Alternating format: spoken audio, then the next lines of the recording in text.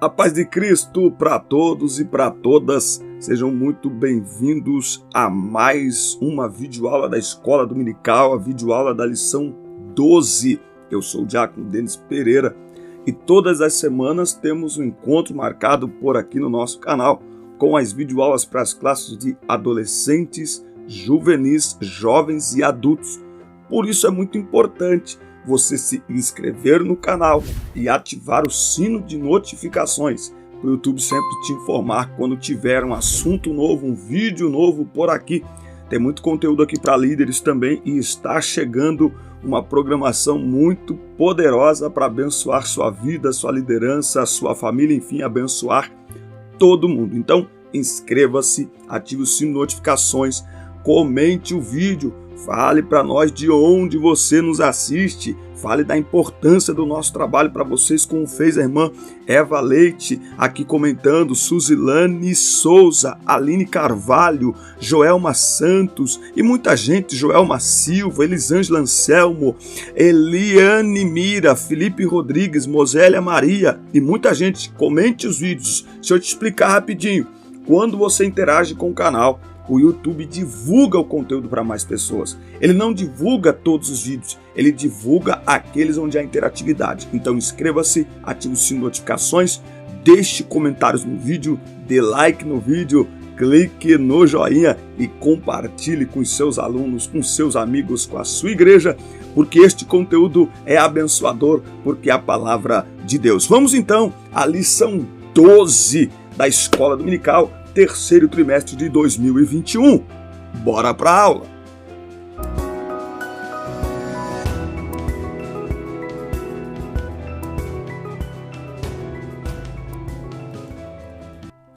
Lição 12, classe de adolescentes. Eu, a mãe do Salvador, é disso que nós vamos falar. O texto em destaque está em Lucas 1:30. Então o anjo continuou: não tenha medo, Maria. Deus está contente com você. Eu quero lembrar que aqui na descrição dos vídeos tem todas as minhas redes sociais. Tem um link para você entrar em grupo de professores no WhatsApp. Tem um link para você baixar o conteúdo em PDF, comentários, slides. Tem muita coisa boa aí. E também tem uma campanha para você ajudar o canal. Está vendo isso aqui?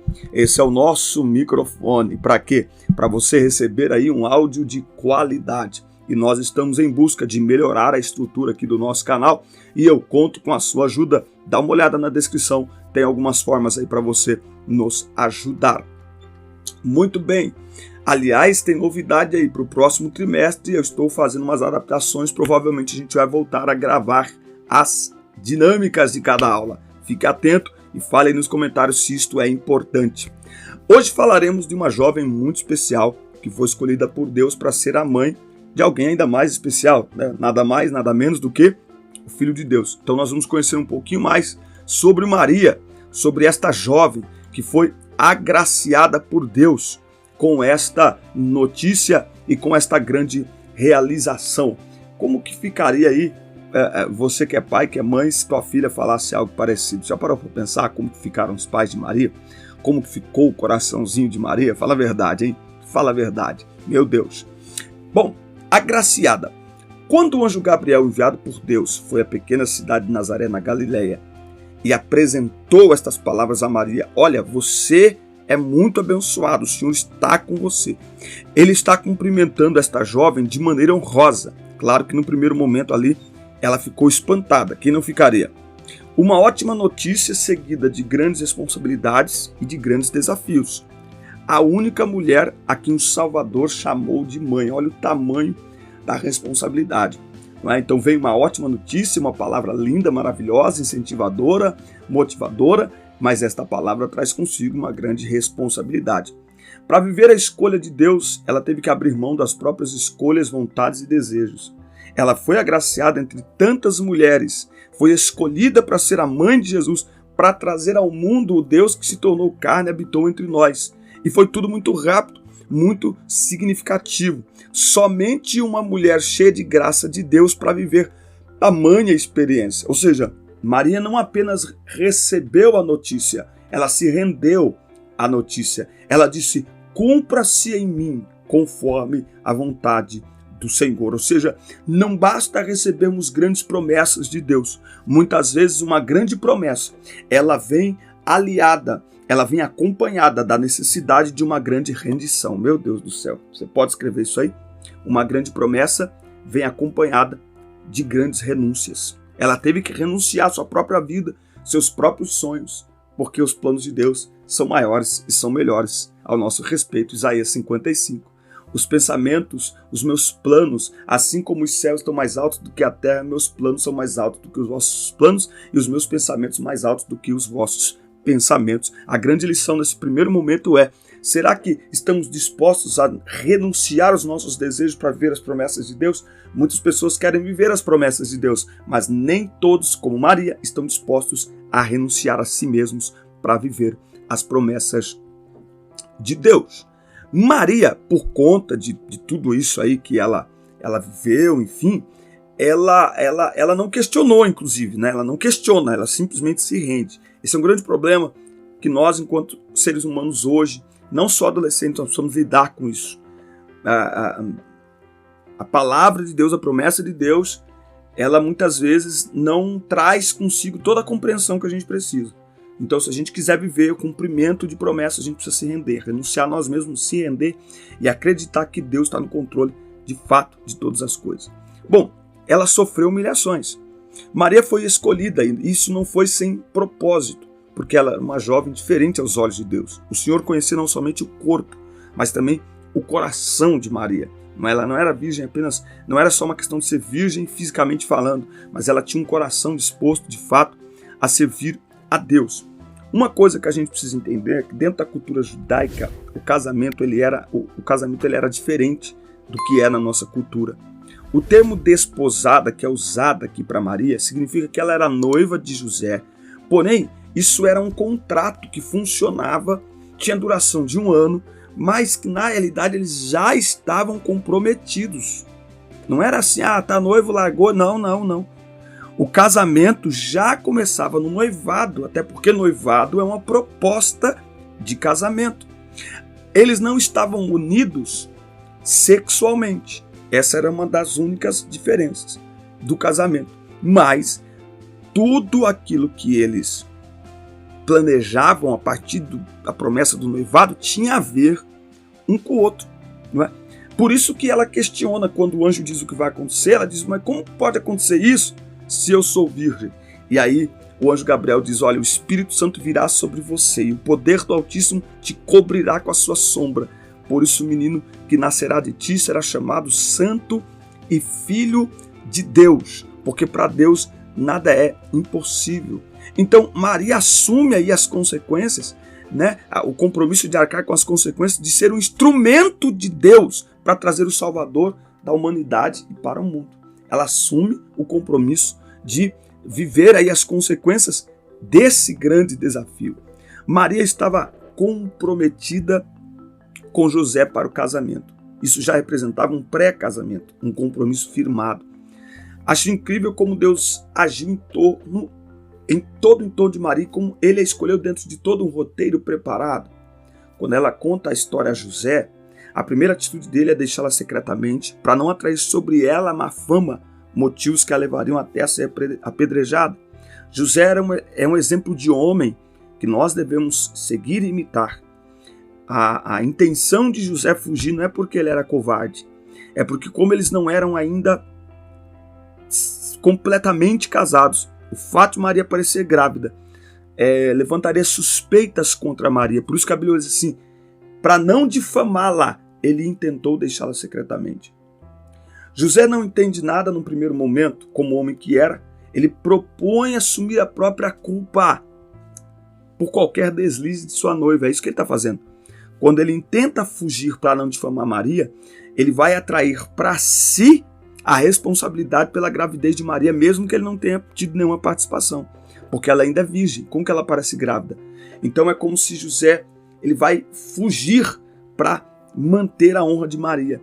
Maria era uma jovem honrada, digna, respeitada, muito antes de ser a mãe do Messias. Ela era uma jovem exemplar, a ponto de seu noivo escolher passar vergonha e sofrer ameaças e humilhações no lugar dela. Deus conhecia Maria e José com quem ela se relacionava. Por isso que é importante nos relacionarmos com as pessoas certas. Por quê? Porque as pessoas com quem nos relacionamos podem determinar o estabelecimento de promessas de Deus em nossas vidas. Imagine se José fosse um homem leviano, se José fosse um homem que não temesse a Deus. Mas veja, Maria teme a Deus e sabe com quem se relacionar.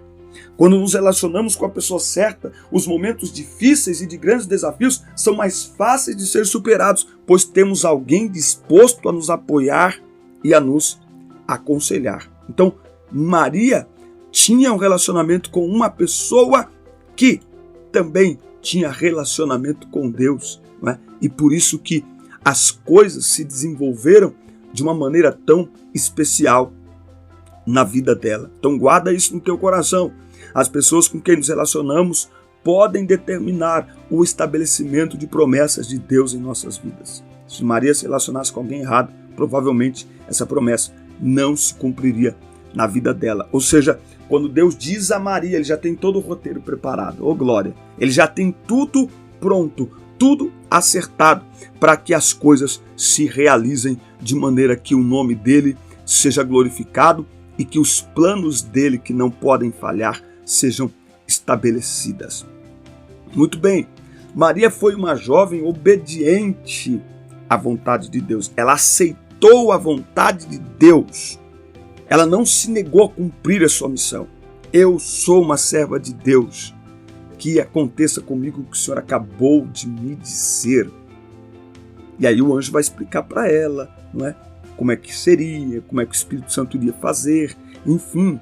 Em alguns setores do cristianismo, Maria é erradamente adorada como se fosse uma deusa, porém é somente um Deus digno de adoração e louvor. As pessoas confundem a graça que Deus achou em Maria com infalibilidade, não é? Embora Maria fosse santa e digna para cuidar do Filho de Deus, era humana como nós. Renunciou muitas coisas a fim de cumprir a vontade de Deus, assim como eu e você precisamos fazer. Então, nós podemos dizer que a vida de Maria é uma vida marcada por renúncia. Maria fez o que todo servo deve fazer. Obedeceu à vontade de seu Senhor.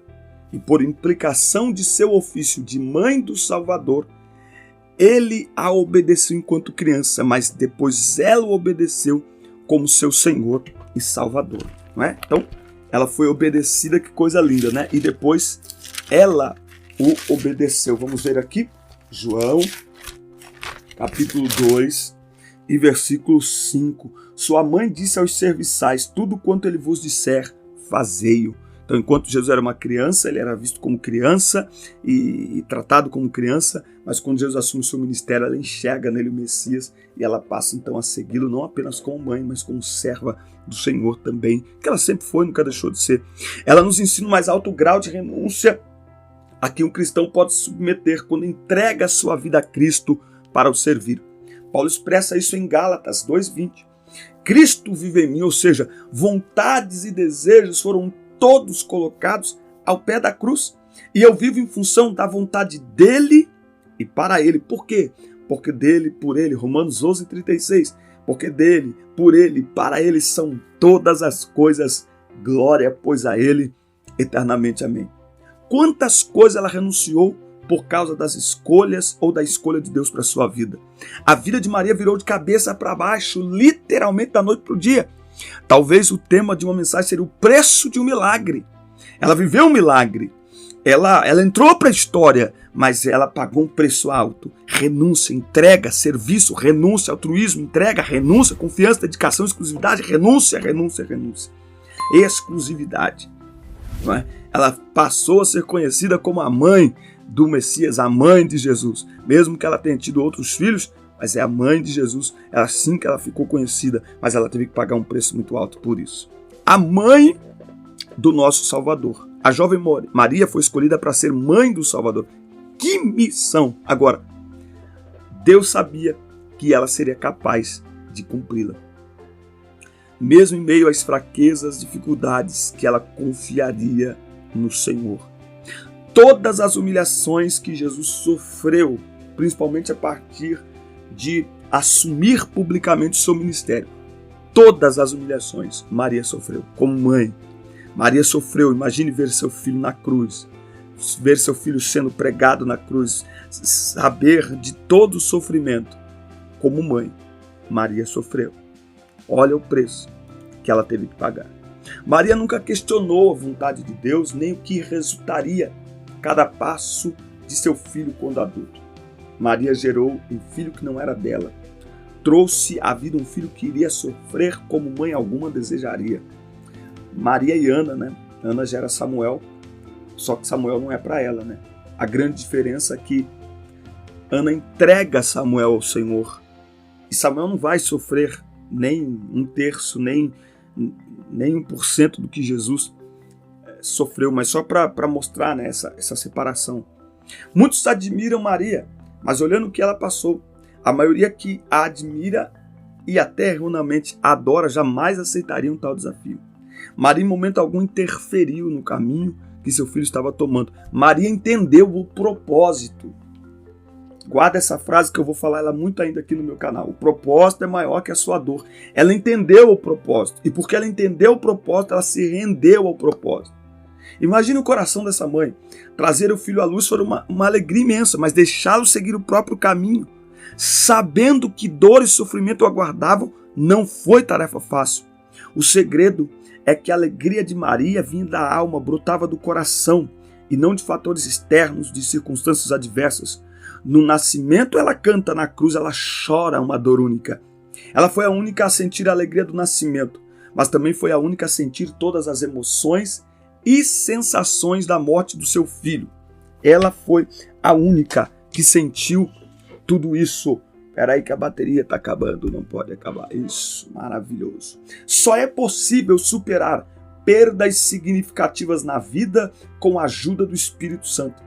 Quem não tem Jesus procura nas drogas e bebidas a superação de suas perdas, frustrações, decepções, mas acabam se machucando cada vez mais. A alegria de Maria vinha do Senhor. A alegria de Maria vinha da certeza de estar cumprindo o seu propósito desde o tempo em que ele a chamou. Porque aquele que quiser salvar a sua vida, perdê-la. Quem é o homem para salvar a si mesmo? Mas as pessoas estão tentando fazer isso. Mas quem perder a sua vida por minha causa e do Evangelho, salvá-la-á. Renúncia, renúncia. Quem abre mão da própria vida, vontade e escolhas para viver para Deus, não fica no prejuízo. Pois além de desfrutar da presença de Deus aqui na terra e ser livre de tantas experiências dolorosas e destruidoras, ainda o aguarda as mansões celestiais, o trono do próprio Deus, a habitação eterna. Portanto, vale a pena ser fiel e abrir mão de coisas passageiras para alcançar coisas eternas. Que nós possamos viver em santidade, para que Deus ache graça em nós, para que, como disse a Maria, falar de nós, agraciado, agraciada. Que sejamos obedientes para nos rendermos aos planos de Deus e para cumprirmos a vontade do Senhor quando Ele nos chamar, sem questionar, sabendo que Ele tem planos e propósitos maiores ao nosso respeito. Amém? Essa foi a nossa aula, a nossa lição 12, classe de adolescentes. Nós estamos encerrando esse trimestre. Fique atento, não esqueça de se inscrever, curtir, compartilhar. Manda para os seus amigos, manda para os teus alunos, comente o vídeo e eu te espero na última aula, na lição 13 do nosso terceiro trimestre de 2021. Boa semana, que Deus abençoe tua casa, tua família, teus alunos, teus negócios, teus sonhos, teus projetos, teus planos, tua saúde. Nós nos vemos no nosso próximo encontro. Deus te abençoe.